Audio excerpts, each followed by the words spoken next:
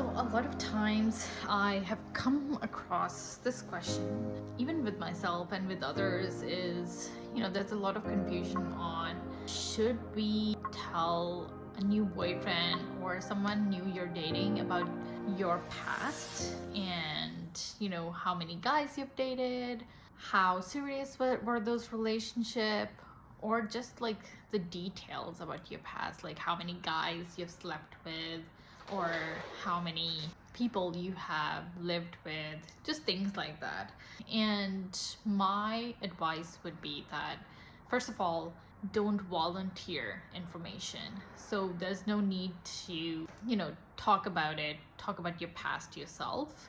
You can always just, give a little bit of information that, yes, I've dated before or I've had serious relationships before, but unless someone really digs in and asks a lot of information or just asks about a lot of details, you don't really need to volunteer on all that information yourself, because I think no matter what, guys are really jealous and even women are really jealous. So even if they don't show it at that time, trust me, it's gonna come up later. So if you're talking about, your past relationships or, something that you might have done in your past that might be, embarrassing, or maybe something that is personal or private to you, keep that to yourself as long as possible. Because a lot of times what happens is that we just give out this information because we want to trust that person, and we also want to show the other person that they can do the same with us.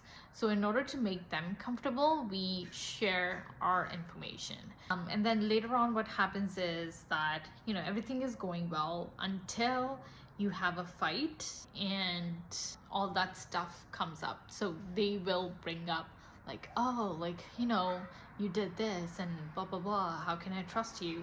So yeah, unless they ask you specific information about this, don't volunteer this information.